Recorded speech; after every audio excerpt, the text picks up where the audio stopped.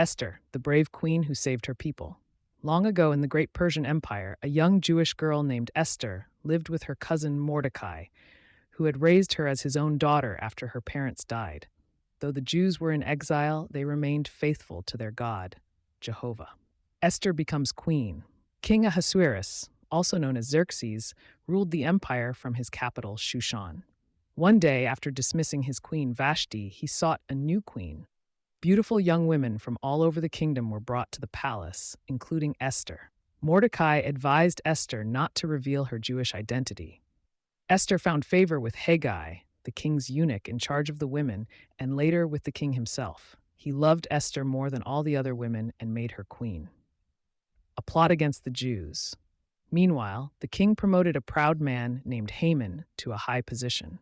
Everyone bowed to Haman, except Mordecai, who refused to bow to anyone but Jehovah. Enraged, Haman plotted to destroy not just Mordecai, but all the Jews in the empire. He tricked the king into signing a decree ordering their annihilation on a set date.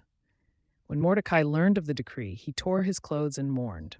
He sent word to Esther, urging her to plead with the king for her people. But approaching the king uninvited was dangerous, even for the queen, and could mean death.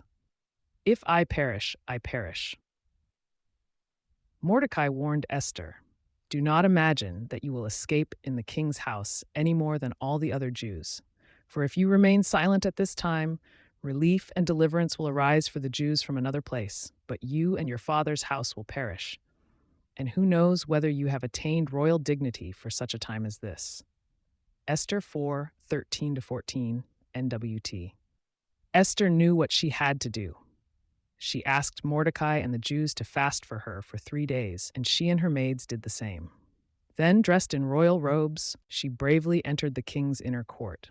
The king held out his golden scepter, sparing her life. He asked, "What is your request, Queen Esther? Even to the half of my kingdom, it will be granted you." Esther 5:3, NWT. Instead of immediately revealing her plea, Esther wisely invited the king and Haman to a banquet.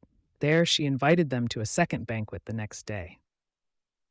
Haman's downfall. That night, the king could not sleep and had the royal records read to him. He learned that Mordecai had once exposed an assassination plot, but had never been rewarded.